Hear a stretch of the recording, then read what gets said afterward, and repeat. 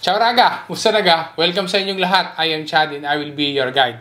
Ngayong 2025 ay mayroon ulit na bonus Afito at saka bonus Mutuo. Ang sagot raga ay mayroon ulit.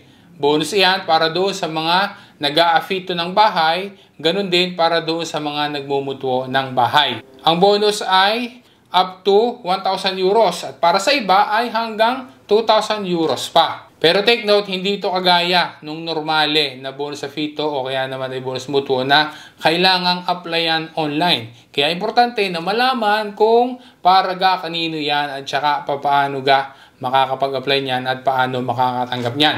Ang detalye raga, doon po ng sigla, partiamo!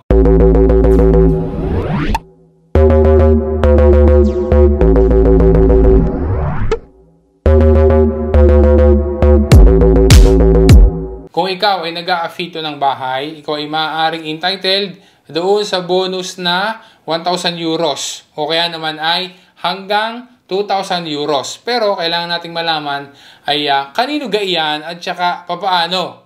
Okay, nagsimula ang bonus na ito last year pa, noong 2024 at kasama iyan doon sa Manovra 2024. Good news dahil reconfirmata ulit. Okay, ngayong 2025. Meron ulit dahil kasama doon sa Legge di Bilancio ng 2025 ang pagtanggap noong tinatawag na fringe benefit ng isang worker mula doon sa kanyang employer.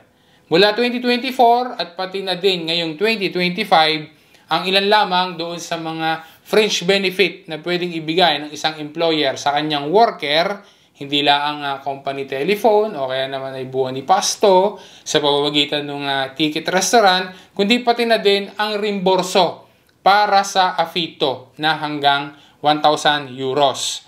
Tapos ay maaari pa na umabot ng hanggang 2,000 euros yung bonus na matatanggap, yung amount kung sakali na ang worker ay mayroong filii a carico. Pero paano ga nagpupunsyon na itong tinatawag natin, yung binanggit natin kanina na fringe benefit na iyan? Ang fringe benefit ay regulated ng Comma 3 ng Artikulo 51 ng TUIR na nagsasabi na ang mga employers daw ay maaari magbigay ng mga goods and services sa kanilang mga empleyado amounting up to 258.23 euros kada taon. Na yan ay hindi nakakadagdag doon sa taxable income noong empleyado. Bago ang taon na 2024, kabilang sa mga fringe benefits na pwedeng ibigay ng employer at matanggap naman ng empleyado ay gaya ng buwan ni karburante, buwan ni pasto, company car, company telephone, polizze assicurative, yung tinatawag na insurance policy, housing, at saka iba pa. Kung mapapasin mo raga, walang cash o walang pera na ibinibigay sa empleyado, pero goods and services ang meron na yan ay nagsisilbing dagdag doon sa sahod ng empleyado. Yan ang purpose ng fringe benefit. Pero sa budget law ng 2024, so yan ay nung nakaraang taon, ang maximum amount ng fringe benefit ay itinaas hanggang 1,000 euros.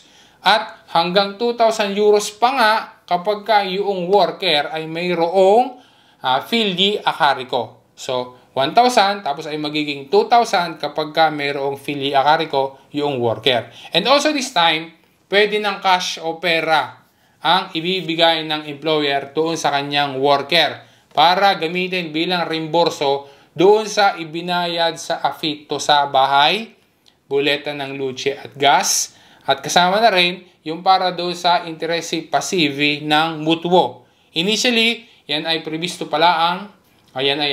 laang doon sa taon na 2024. Pero good news dahil reconfirmata din iyan ngayong taon na 2025. Kaya meron pa rin. Para maging entitled ka sa fringe benefit na pinag-uusapan natin ngayon, dapat na doon ka nakaresidensya at doon ka mismo nakatira sa bahay na inuupahan o minumutuo. Dapat din na yan ay residential property. At pwede din kahit na hindi mismo sa iyo nakapangalan, as long as nakapangalan sa isang family member.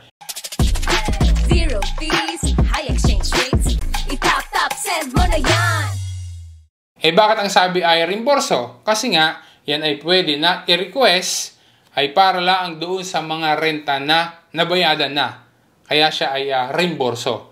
Ulit lang ha, ng amount ay up to 1,000 euros at hanggang 2,000 euros kapag ka mayroong filii a carico. Ano ang gagawin para maka-avail ka ng fringe benefit na iyan? Halimbawa na pwede ka pala. Kailangan ka na mag-apply online at mag-submit doon ng documents. Hindi raga ha, hindi gaya ang gagawin. Kundi, ang gagawin ay kakausapin mo ang iyong datore di lavoro, yung iyong employer, yung iyong amo. Okay? Ukol sa bagay na iyan, tungkol sa fringe benefit. At sasabihin mo na kung maaari, kung ikaw ay qualified, ay bigyan ka ng fringe benefit. Arang importante na dapat na tatandaan at dapat na malinaw sa iraga regarding sa paghingi ng fringe benefit sa iyong datore di lavoro.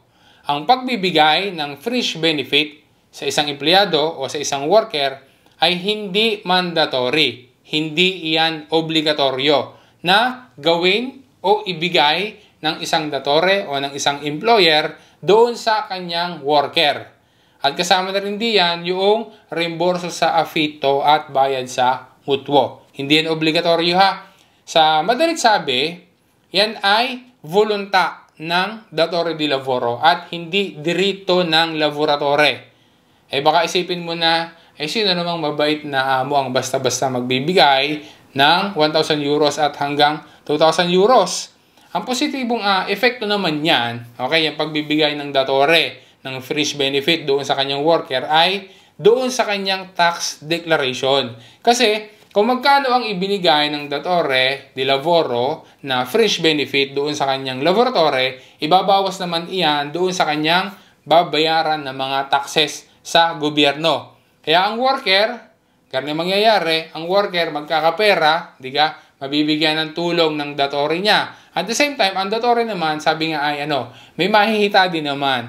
Okay? Kasi nga, doon sa adjustment ng kanyang taxes. Sabi nga ay win-win situation para sa kanilang dalawa. Pero ulitin lang natin ha, kailangan na rin malinaw na maigi. Ang pagbibigay ng fringe benefit sa isang worker, okay, sa isang empleyado, ay hindi mandatory, okay? Hindi yan obligatoryo na ibigay o gawin ng isang datore, okay? Doon sa kanyang worker. Sabi nga ay, yan ay voluntary sa part ng employer kung magbibigay ka siya o hindi. Sana naging malinaw yan sa iyo, Raga. Sana rin nakatulong sa iyo ang info na content ng vlog na rin. Sana rin matulungan mo ako. Sana ay makapag-follow ka o kaya naman ay makapag-subscribe ka kay Chad Will Guide. At ma-share mo rin sa iba para maging aware din yung ating iba pa ng mga kababayan.